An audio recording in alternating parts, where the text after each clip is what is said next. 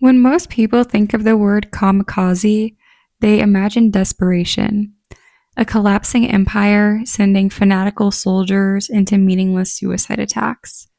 And in many Western retellings, this is where the analysis ends.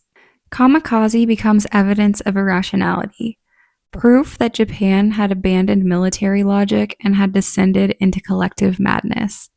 But I'd like to challenge that interpretation because I think it's missing an important point.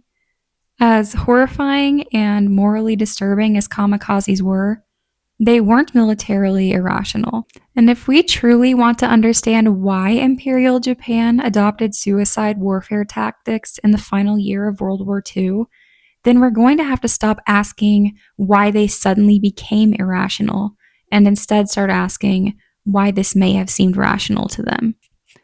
By late 1944, Japan's strategic position was catastrophic. Its navy had suffered devastating losses, and American submarines were strangling their shipping routes. Fuel shortages were crippling their training and operations. Japan was losing experienced pilots faster than they could replace them. And meanwhile, the United States was operating at an industrial scale the world had never seen before, producing tens of thousands of aircraft annually. Damaged ships returned, new pilots arrived, and losses were absorbed. And Japan could not keep up with this. Following the fall of Saipan in 1944, American bombers could effectively target the Japanese home islands. And with US troops growing steadily closer, Imperial Japanese leadership increasingly believed that they could no longer win this war by conventional means. So their question effectively became, if we can't defeat the United States military, then how can we make victory for them too costly? The word kamikaze itself means divine wind, and it refers to the typhoons that, according to Japanese tradition, repelled Mongol invaders in the late 13th century. The symbolism here mattered. It wasn't simply military, but also civilizational. Japan had been saved before, and perhaps extraordinary sacrifice could save it again. The first organized special attack units emerged in October 44 during the Battle of Leyte Gulf. Vice Admiral Takejiro Onishi reportedly argued that even if Japan lacked the resources necessary for a conventional victory, that deliberate impact attacks could still inflict meaningful damage. One often cited sentiment associated with the period was simple.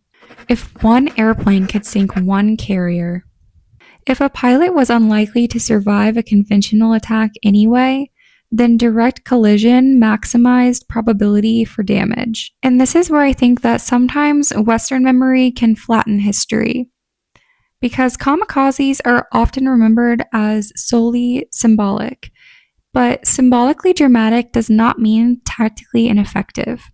By the end of the war, Japanese special attack operations had sunk dozens of American ships and damaged hundreds more. Historical statistics vary, but commonly cited sources estimate kamikazes to have sunk 35 to 50 Allied vessels and damaged hundreds more, resulting in thousands of casualties. At Okinawa alone, suicide attacks killed nearly 5,000 American sailors and left thousands of others wounded. That does not mean that they worked strategically, but it does mean that they worked tactically. And what I mean by that is, although suicide attacks were not a viable means for the Japanese Empire to win a conventional war against the Allied powers, they did reach the goal which they set out to do, which was to inflict as much damage as possible by unconventional means. One of the most striking examples of this occurred on April 11th, 1945. When a Japanese aircraft struck the American aircraft carrier USS Hancock. The attack triggered fires and explosions across the deck, killing and wounding many of the crew on board. One aircraft, one pilot, and hundreds of casualties to a vessel carrying thousands. The math explains why military planners continued the program. A conventional bombing run could miss, and a direct impact dramatically increased the probability for damage. And using aircraft was only one form of suicide attacks that they had in their arsenal. Japan had also developed Kai-10, which were human-guided torpedoes, along with explosive motorboats and a variety of other special attack weapons. This was not random fanaticism as it is sometimes portrayed in TV shows or movies, but rather it had become a military system. As I mentioned earlier, tactical effectiveness does not equate to strategic success. Sure, Kamikaze imposed costs, but it couldn't overcome America's ability to replace ships, plane, fuel, and personnel faster than Japan could destroy it. Modern audiences often look at kamikazes and conclude, this must have been uniquely irrational for Imperial Japan. But historians generally warn against explanations based on national character. People usually act inside of ideas that already make sense to them. And the reality is that Japan did not invent self-sacrifice in 1944. Long before the Second World War, Japanese history contained traditions in which death could preserve honor instead of representing total defeat. One famous example is seppuku, the ritual suicide historically associated with samurai culture. Texts later elevated and romanticized in modern Japan, such as Hagakure, include the famous line, "The way of the warrior is found in death." That does not mean that ordinary Japanese people wanted to die, or that there was some kind of unified Japanese mentality during the Second World War. But wartime Japan increasingly transformed sacrifice into a civic virtue, which brings us to the letters. One of the most haunting surviving examples comes from student pilot Hayashi Ichizo. Writing to his mother before departure, he wrote, "Mother, please congratulate me. I have been given a splendid opportunity to die." To many Western readers, this might sound absurd and hard to understand, but think about his words carefully.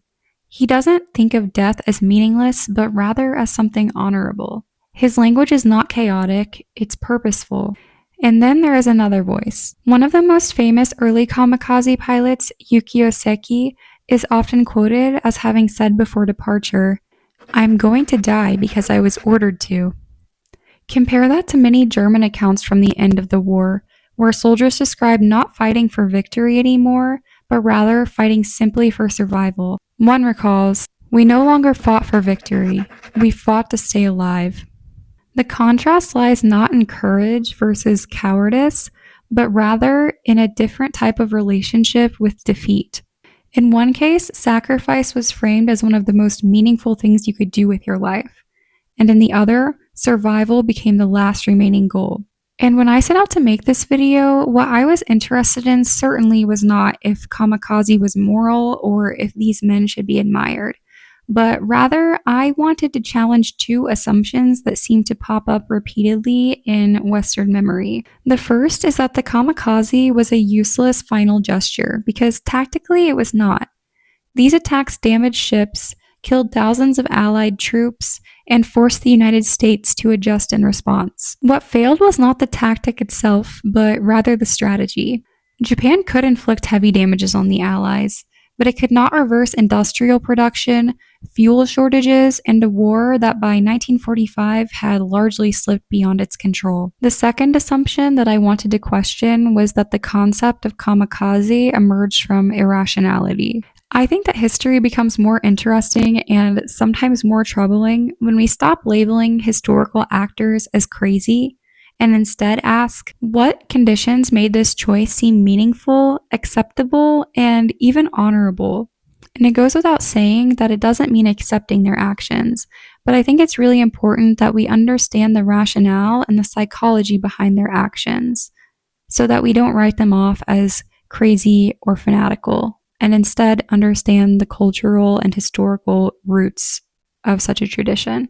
Thank you so much for watching my video. I hope that you learned something new. And if you have any questions or comments, let me know down below, and I hope to see you in the next video.